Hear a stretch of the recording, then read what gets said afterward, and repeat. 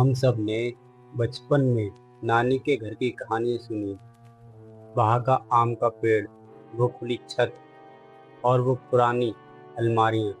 लेकिन क्या कभी सोचा है कि उसी जानी पहचानी जगह पर कोई ऐसी चीज़ आपका इंतजार कर रही हो जिसके बारे में खुद नानी को भी ना पता हो। ये कहानी मेरे सोच की है, जो अपनी नानी के गांव सिर्फ छुट्टियां बिताने गया था, पर वहां से कुछ ऐसा लेकर लौटा जो आज भी उसका पीछा नहीं छोड़ रहा। अमन हमेशा से शहर में पला बड़ा था, इसलिए जब वो 5 साल बाद अपनी नानी के घर गांव गया तो उसे सब कुछ बहुत नया और अच्छा लग रहा था। गांव का वो बड़ा सा मिट्टी का और ईंटों से बना घर, जहां रात को सिर्फ झिंगुरों की आवाज आती थी। पहले 2-3 दिन तो बहुत अच्छे से बीते। अमन दिन भर खेतों में घूमता रहता और रात को नानी के हाथ का खाना खाकर थककर सो जाता। लेकिन तीसरे दिन कुछ अलग हुआ। नानी के घर के पिछले हिस्से में एक छोटा सा कमरा था, जिसे हमेशा से बंद रखा जाता था। पूछने पर नानी हमेशा कहती थी, वहाँ पुराना कबाड़ रखा है, उधर मत जाना। उस दोपहर नानी बाहर बरामदे में सो रही थी। अमन बोर हो रहा था। वो घूमते घूमते उस बंद कमरे के पास पहुंच गया। दरवाजे पर कोई ताला नहीं था, बस एक पुरानी कुंडी लगी हुई थी। अमन ने सोचा कि बस एक बार अंदर झांक कर देखता हूँ कि आखिर ऐसा क्या कबाड़ है। जैसे ही उसने कुंडी खोली और दरवाजा धीरे से ढकेला, अंदर से कोई सड़ी हुई बदबू नहीं, बल्कि एक अजीब सी बहुत पुरानी चंदन की महक आई। कमरा अंदर से काफी धुंधला था। सिर्फ एक छोटी सी खिड़की से धूप की एक लकीर फर्श पर पड़ रही थी। कमरे के बीचों बीच एक पुरानी लकड़ी की कुर्सी रखी थी और उस कुर्सी पर धूल की एक मोटी परत जमी थी। लेकिन अजीब बात यह थी कि कुर्सी के ठीक नीचे फर्श पर किसी के ताजा पैरों के निशान बने हुए थे, जैसे कोई अभी अभी वहां खड़ा था। अमन को थोड़ा अजीब लगा। उसने सोचा शायद मामा या नानी में से ही कोई आया होगा। वो जैसे ही मुड़ने लगा, उसे कमरे के कोने में रखी एक भारी लोहे की तिजोरी दिखाई दी। वो तिजोरी खुली हुई थी। अमन उसके पास गया और अंदर देखा। तिजोरी खाली थी, बस उसकी तली में एक पुराना पीला पड़ चुका कागज का टुकड़ा रखा था। अमन ने उसे उठा लिया। उस कागज पर कोयले से कुछ अजीब से निशान बने हुए थे, जैसे कोई नक्शा या कोई नाम लिखने की कोशिश की गई हो। अमन, यहाँ क्या कर रहे हो? अचानक नानी की आवाज आई। अमन चौंक गया और उसने वो कागज जल्दी से अपनी जेब में डाल लिया। वो कमरे से बाहर आया तो देखा नानी के चेहरे पर एक अजीब सी घबराहट थी। उन्होंने तुरंत उस कमरे का दरवाजा बंद किया और अमन का हाथ पकड़कर उसे आगे के कमरे में ले गई। उस शाम अमन ने नानी से उस कमरे के बारे में दोबारा पूछना चाहा, पर नानी ने बात टाल दी। रात हुई, सब लोग सो गए। अमन अपने कमरे में लेटा हुआ था, पर उसे नींद नहीं आ रही थी। उसकी जेब में रखा वो कागज का टुकड़ा उसे बार बार याद आ रहा था। अभी रात के करीब 2 बजे अमन को अपने कमरे के ठीक बाहर, जो उसी बंद कमरे का रास्ता था, किसी के चलने की आवाज आई। चप्पल की घिसटने की आवाज। अमन ने सोचा नानी पानी पीने उठी होंगी, लेकिन वो आवाज नानी के कमरे की तरफ जाने की बजाय सीधे अमन के दरवाजे के पास आकर रुक गई। दरवाजे के नीचे जो हल्की सी जगह होती है, जहां से बाहर की रोशनी या साया दिखता है, अमन ने देखा कि वहां 2 पैर खड़े थे। वो पैर बहुत देर तक वहीं ठहरे रहे, बिना किसी हलचल के। अमन ने हिम्मत की और दबे पांव दरवाजे के पास गया। उसने किवाड़ के छोटे से छेद से बाहर झांकने की कोशिश की। बाहर कोई नहीं था, पूरा गलियारा खाली था। लेकिन जैसे ही अमन ने राहत की सांस ली, उसके ठीक पीछे उसके अपने ही कमरे के अंदर अलमारी के ऊपर से किसी के गहरे सांस लेने की आवाज़ आई, जैसे कोई बहुत थका हुआ इंसान गहरी सांस ले रहा हो। और वो आवाज़ नानी की बिल्कुल नहीं थी। अमन का पूरा शरीर सुन्न हो गया। उसने अपनी पूरी ज़िंदगी में ऐसा डर कभी महसूस नहीं किया था। वो आवाज़ जो उसके ठीक पीछे कमरे के कोने में रखी उस भारी लकड़ी की अलमारी के ऊपर से आ रही थी, वो बहुत भारी और अजीब थी। वो पीछे मुड़ने की हिम्मत नहीं कर पा रहा था। कमरे में सिर्फ एक छोटा सा जीरो वोल्ट का बल्ब जल रहा था, जिसकी मध्यम रोशनी में हर चीज की परछाई दीवार पर बहुत लंबी और डरावनी दिख रही थी। अमन ने धीरे से अपनी आंखें बंद की और सोचने लगा कि शायद ये उसका वहम है। लेकिन तभी अलमारी के ऊपर से कुछ सरकने की आवाज आई, जैसे कोई बहुत भारी चीज धीरे धीरे आगे की तरफ खिसक रही हो। अमन ने हिम्मत जुटाई और बहुत धीरे से अपना सिर पीछे घुमाया। अलमारी का ऊपरी हिस्सा अंधेरे में डूब गया था, लेकिन उस अंधेरे में अमन को महसूस हुआ कि कोई चीज वहां उल्टी बैठी हुई है, जो नीचे की तरफ झुककर सीधे अमन को ही देख रही थी। उसका कोई साफ चेहरा नहीं दिख रहा था, बस एक धुंधली सी इंसानी आकृति थी जो उस तंग जगह में अजीब तरह से मुड़ी हुई थी। अमन के मुंह से आवाज तक नहीं निकली। वो झटके से पीछे हटा और सीधे कमरे का दरवाजा खोलकर बाहर की तरफ भागा। वो भागता हुआ सीधे नानी के कमरे में गया और उन्हें जोर जोर से हिलाकर जगाने लगा। नानी नानी उठो, मेरे कमरे में कोई है। नानी भड़बड़ाते हुए उठी। क्या हुआ अमन, क्या बात है? अमन हाँफ रहा था। नानी, मेरी अलमारी के ऊपर कोई बैठा है, बहुत अजीब आवाजें आ रही हैं। नानी ने तुरंत अपने सिरहाने रखी टॉर्च उठाई और अमन के साथ उसके कमरे में आई। उन्होंने टॉर्च की तेज रोशनी सीधे अलमारी के ऊपर डाली। वहां कोई नहीं था, सिर्फ धूल जमी हुई थी और एक पुराना खाली सूटकेस रखा था। नानी ने अमन की तरफ देखा और कहा, तू डर क्यों रहा है? गांव की हवा में कभी कभी नए लोगों को अजीब सपने आते हैं, जा सो जा। लेकिन अमन जानता था कि वो कोई सपना नहीं था। नानी तो चली गई, पर अमन उस कमरे में दोबारा नहीं सोया।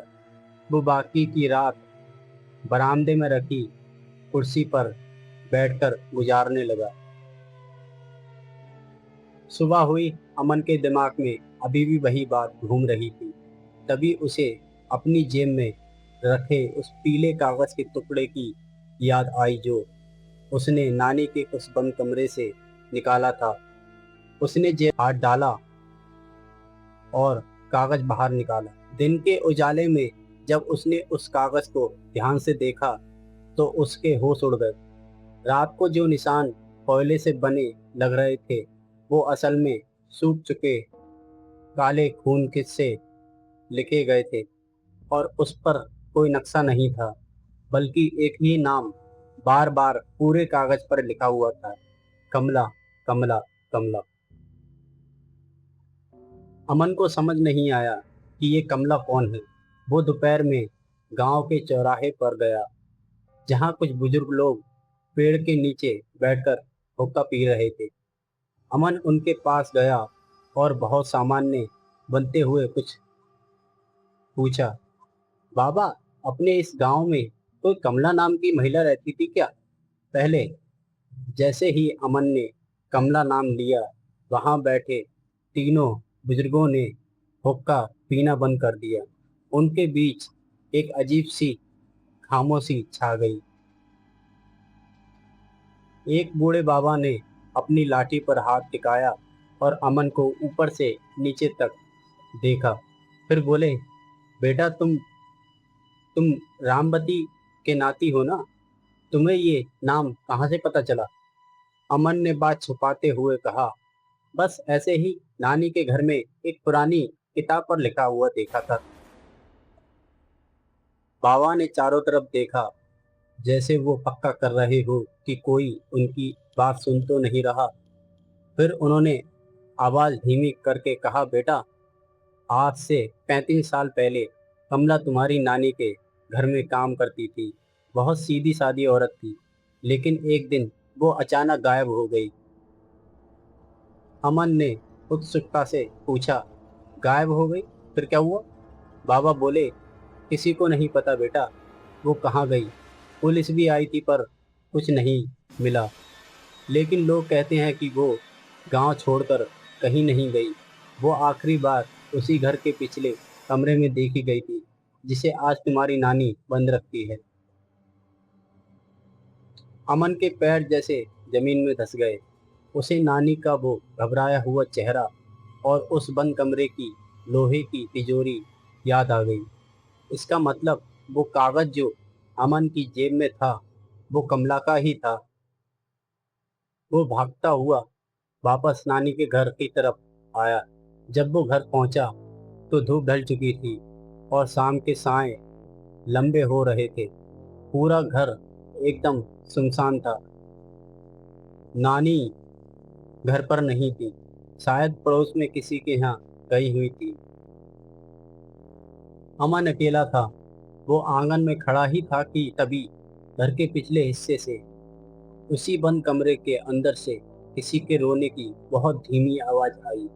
कोई औरत सुबक सुबक कर रो रही हो और बीच बीच में कह रही थी, मेरा कागज, मेरा कागज कहाँ है? अमन के पैर जैसे जमीन से चिपक गए थे। उस सुनसान घर में ढलती हुई शाम के अंधेरे के बीच वो रोने की आवाज सीधे उसके दिल में उतर रही थी। मेरा कागज मुझे दे दो। अमन ने अपनी जेब पर हाथ रखा। वो पीला कागज अभी भी वहीं था।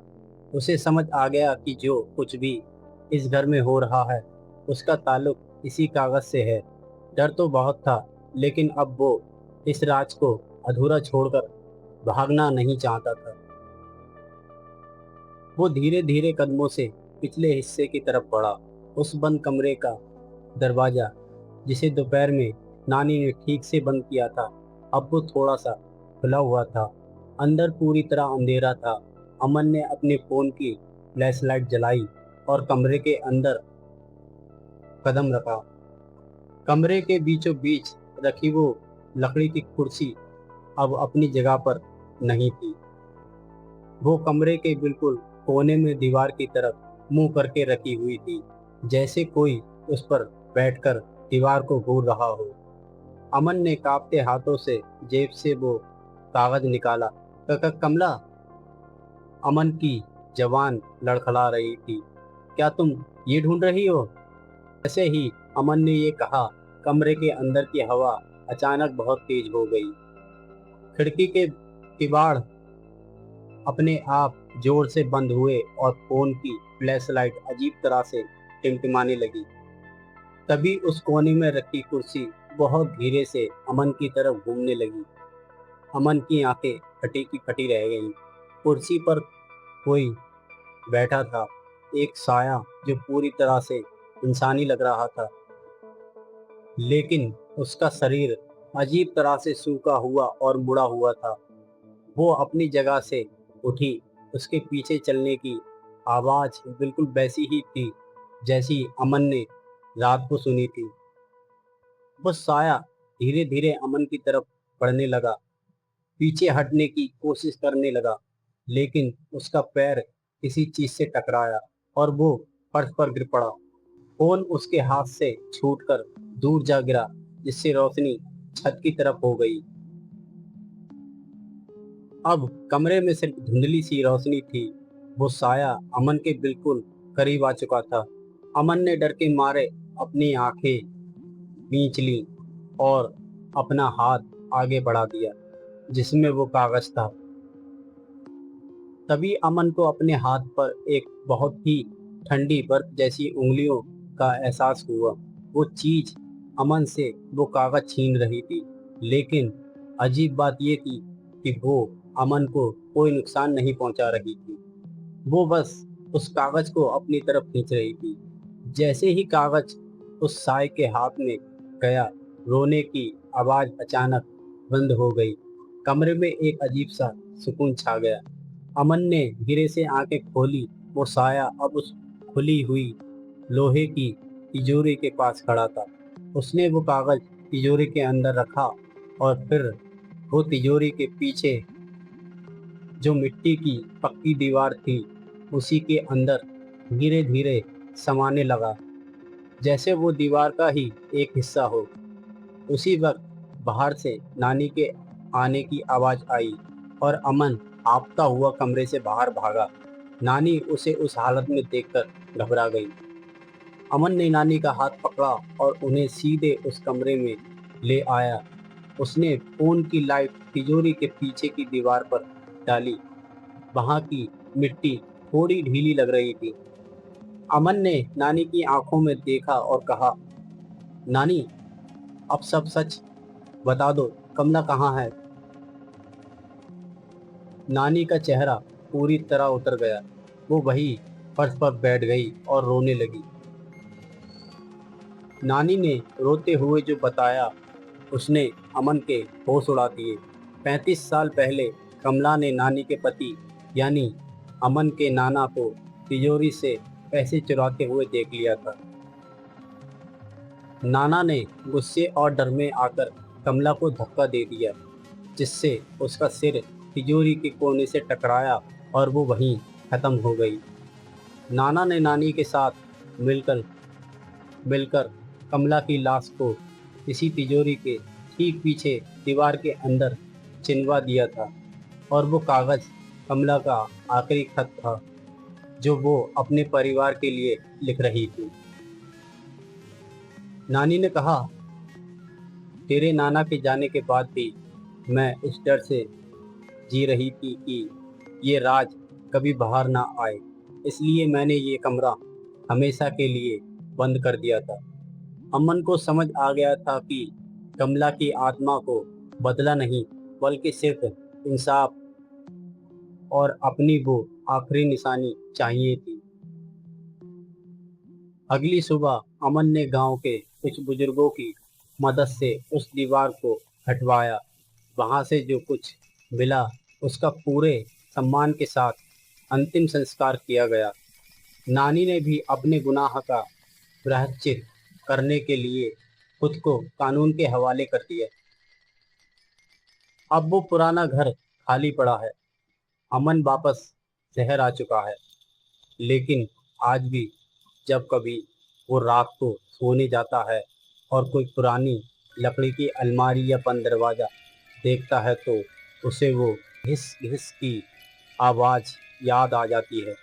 वो डरता नहीं है, क्योंकि वो जानता है कि हर भटकती हुई चीज़ बुरी नहीं होती, कुछ सिर्फ अपना हक मांग रही होती हैं। कहानी यहीं ख़त्म होती है। धन्यवाद। शुक्रिया दोस्तों।